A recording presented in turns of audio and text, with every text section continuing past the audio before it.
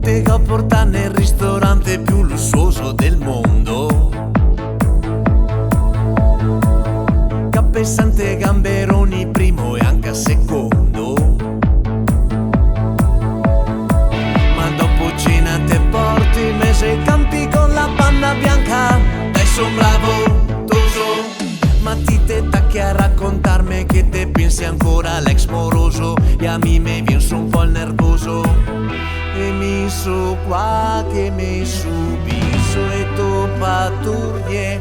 Quando provo a avvicinarmi te mi dici non me va. Ma mi volevo solo due bocchini, l'ho speso tanto due bocchini, che ne ho bisogno due bocchini, uno stasera e uno per domattina. Due bocchini, te prego fammi due bocchini, a sosa pronto due bocchini, che se da 10 giorni che non sfodo e vale.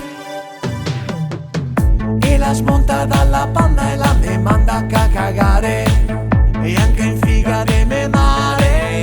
E mi adesso cosa faccio, ho bisogno di spurgare. Che cazzo fo? Oh! Corrivo a casa, mi butto in letto e guardo 1000 siti porno. Mi fa male, vale. La Federica sei la mano amica che la me soddisfa sempre notte e giorno. Mi volevo solo due bocchini, l'ho speso tanto due bocchini, che ne ho bisogno due bocchini, uno stasera e uno per domattina.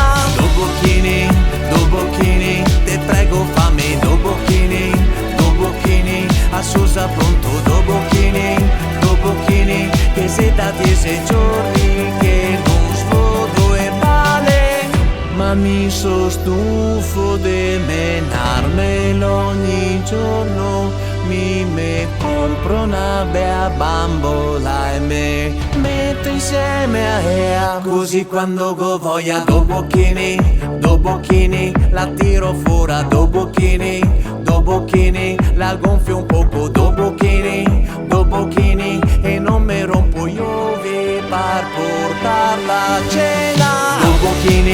Due bocchini, senza parlare due bocchini, non si baruffa due bocchini, e posso usarla sempre finché non la scioppa. Due bocchini,